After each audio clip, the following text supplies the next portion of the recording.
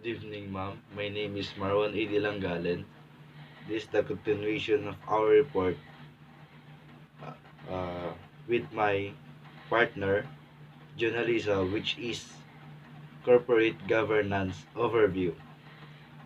So, let us start. I will tackle about subject number 6, which is factors affecting stakeholder relationships in corporate governance. So, stakeholder relationships in corporate governance are continually shaped and influenced by a variety of market and non-market factors. So, uh, meaning, stakeholder can affect or be affected by the organization actions, objectives, and policies. Some of example of key stakeholders are creditors, directors, employees, and government in each agency, owners and shareholders, suppliers, union, and the community from the which the business draws its resources. So they are they are five five factors of stakeholders relationships in corporate governance. First is market factors, shareholders engagement. Shareholder shareholders engagement involves a company's interaction with its shareholders, and it can provide benefits that include building support against short-term activist investors, countering negative recommendations from proxy advisory firms, and receiving greater support for management's positions. So, shareholder engagement is important to us investors to ensuring that the companies they invest in have adequate corporate governance mechanisms. Then, next is shareholder activism. Shareholder activism encompasses a range of strategies to compel a company to act in desired manner, and it can take any of several forms: proxy battles, public campaigns, shareholder resolutions, litigation, and negotiation with management.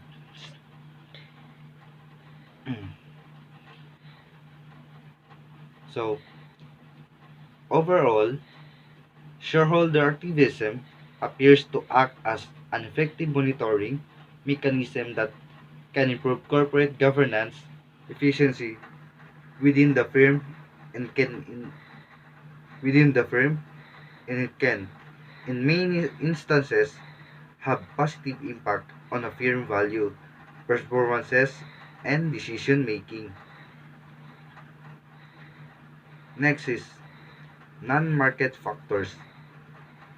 So these factors include the legal environment, the media, and the corporate governance industry and itself. Let's move to corporate governance and stakeholder management risks and benefits.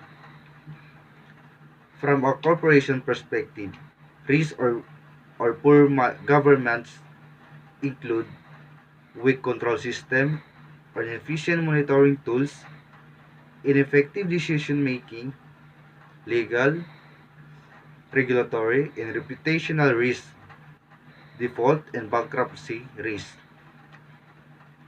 Benefits of effective governance and stakeholder management include better for operational efficiency and control brought by effective monitoring tools and control mechanism, better operating and financial performance, and lower default risk and cost of debt.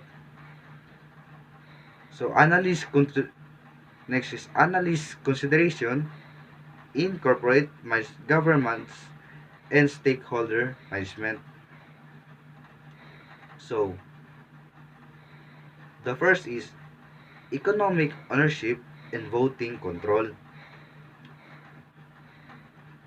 So it's defined that voting interest or voting in power in business in accounting means the total number or percent of votes entitled to be cast on the issue at the time that the determination of voting power is made, excluding a vote which is contingent upon the happening of a condition or event which has not occurred at that time, or the voting interest is one of form of economic interest or economic comprise all types of form of investment vehicles in etc.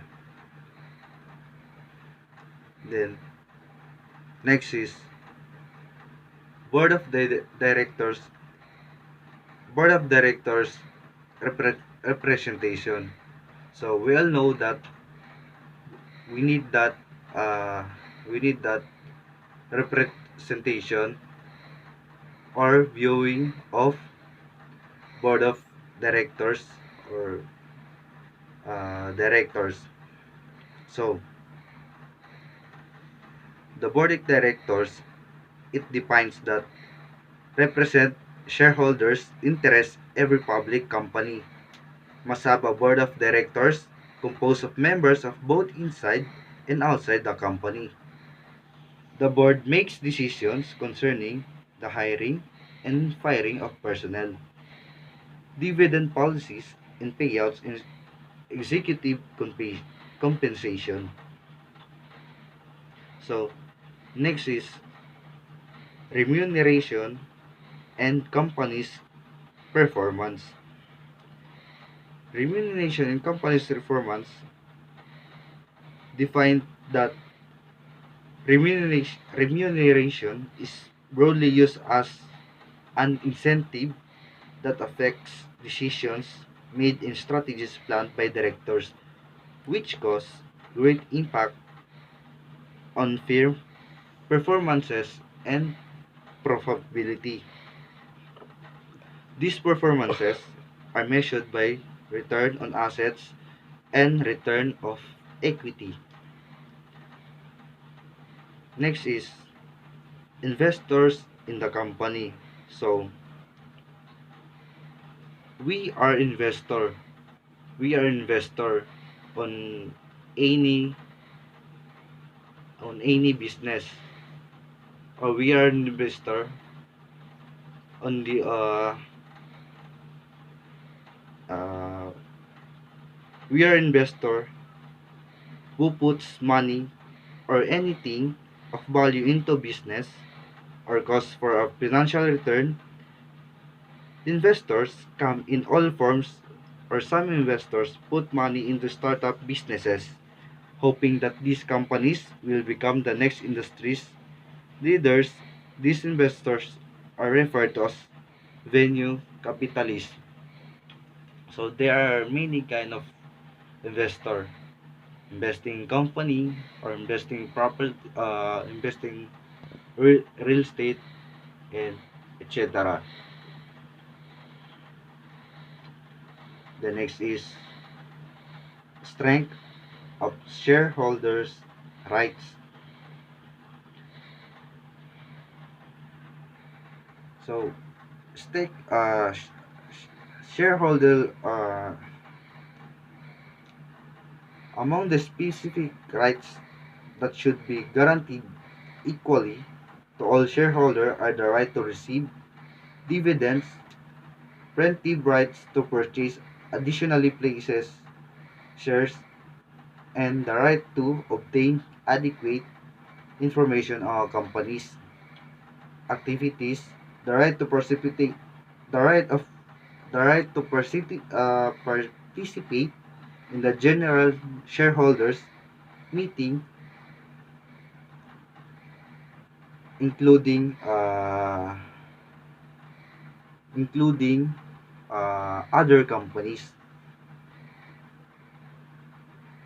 So next is managing long-term risk. So we all know that managing long-term risk is risky for us a financial student or financial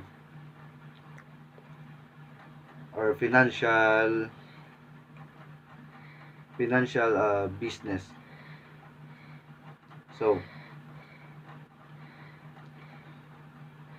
uh, we monitor the development of this kind of risk as part of our risk management process and include them in our overall risk strategic assessment. We define long-term risk as being that as being risks that are currently not material but could develop into major concerns and existing risks associated with current trends that are anticipated to increase. So, the most significant long-term risks we observe are the accumulation of strategic moves and relevant value chains horizontally and or vertically may impact our competitive position and or increase the vulnerability of operations. And one is emerging technologies transforming for of our markets and the application of our products. So lastly is uh, ESG considerations for investors. ESG integration is the practice of considering environmental, social, and governance factors in the Philippines in the investment process. It can be implemented across all assets classes. So ESG factors in investment analysis. Environmental factors include natural resource management, pollution prevention, water conservation, energy energy efficiency and reduce emissions, the existence of carbon assets, and adherence to environmental safety and regulatory standards. ESG implementation methods. Assets and assets owners can incorporate ESG issue into the investment process in a variety of ways. So these are the four ways of implementation methods. First is negative screening. Screening is a type of investment strategy that excludes certain companies or sectors from investment consideration because of their underlying business activities of other environmental or social concerns. The next is positive screening and best in class strategies focus of investment with favorable ESG aspects.